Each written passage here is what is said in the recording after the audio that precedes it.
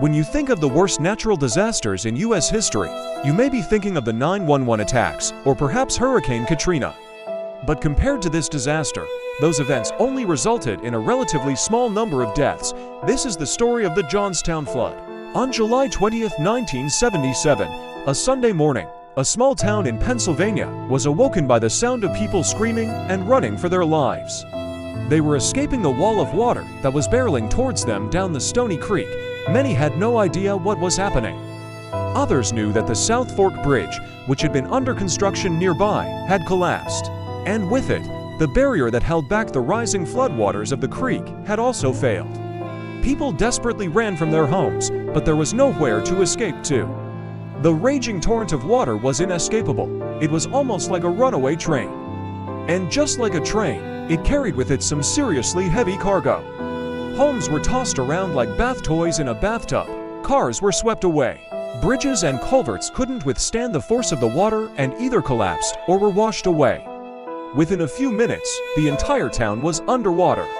People clung to whatever they could find, desperately trying to stay above the waterline. Some managed to get onto their roofs, while others sought refuge in attics. As the water level rose higher and higher, the situation became more and more dire. Houses were completely inundated, and the few trees that lined the streets were snapped like twigs. Then the rain began, and as the downpour continued throughout the day, the water level rose even further. By the time the rain finally stopped, the damage was done. The floodwaters had swept through the town like an angry giant, leaving behind a path of destruction that was almost unbelievable.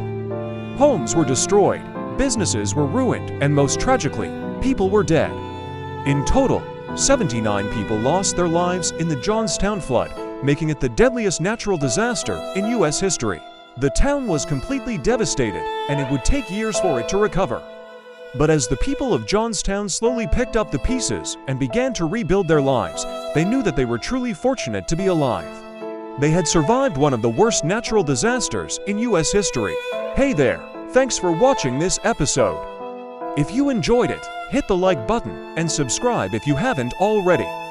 And if you have any suggestions for future videos, leave them in the comments. We'll see you next time.